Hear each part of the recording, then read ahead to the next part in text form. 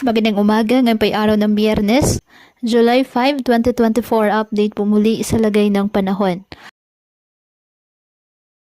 Ayon sa Pag-asa, Intertropical Convergence Zone or ITCZ nakakaapekto pa rin sa Mindanao at Palawan, habang apektado ng easterlies ang eastern section ng Luzon at Visayas. Samantala, wala pong bagyo o low pressure area na minomonitor sa loob po ng Philippine Area of Responsibility maging sa labas na maaaring makaapekto sa ating bansa. Ngayong araw, dahil po sa ITCZ, asahan ng maulap na kalangitan na may kalat-kalat na pag-ulan at thunderstorms sa BRMM, Zamboanga Peninsula at Northern Mindanao.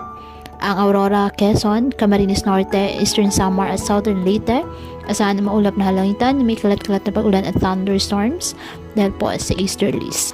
Apektado naman ng ITCZ ang Palawan at nalalabing bahagi ng Mindanao.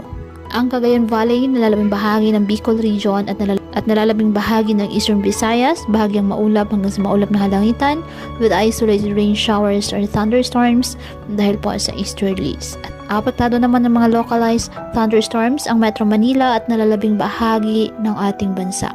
Kaya patuloy pa rin po natin na pinag-iingat ang ating mga kababayan sa banta po ng mga posibilidad ng pagbaha at pagguho ng lupa, lalo na kapag may malalakas na ulan. At ugaliin po na magdala palagi ng payong o hatan mo panangga sa ulan sa tuwing lalabas po ng ating mga tahanan. At yan po muna ang update sa lagay ng panahon ngayong araw. Muli patuloy po tayo na mag-ingat at palaging tandaan, God loves you. Stay safe and God bless.